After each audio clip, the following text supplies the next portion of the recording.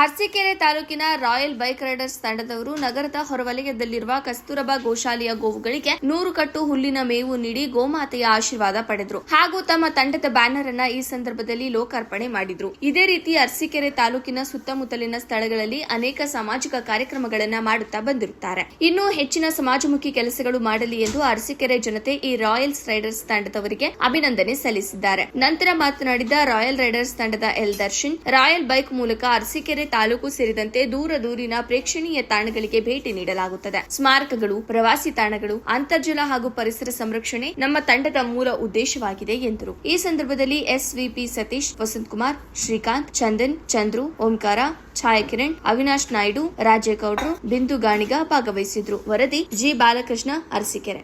ಅರಸೀಕೆರೆಯ ಹೆಸರಾಂತ royal Riders ವತಿಯಿಂದ ಈ ದಿನ ಕಸ್ತೂರ್ಬಾ ಗೋಶಾಲೆ ಅರಸೀಕೆರೆಗೆ 100 ಹುಲ್ಲನ್ನು ದಾನವಾಗಿ ನೀಡಿರುತ್ತಾರೆ.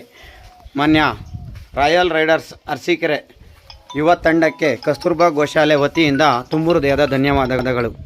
ಹಾಗೆ ತಾಯಿ ಗೋಮಾತೆ ಹಾಗೂ ಚಾಮುಂಡೇಶ್ವರಿಯು ಇವರಿಗೂ ಇವರ ಸರ್ವ ಕುಟುಂಬ ಸದಸ್ಯರಿಗೂ ಸದಾ ಆಯಸ್ಸು ಆರೋಗ್ಯ ಕೊಟ್ಟು ಕಾಪಾಡಲೆಂದು ಆಶಿಸೋಣ. ಇಂತಿ ಕಸ್ತೂರ್ಬಾ ಗೋಶಾಲೆ ಅರಸೀಕೆರೆ.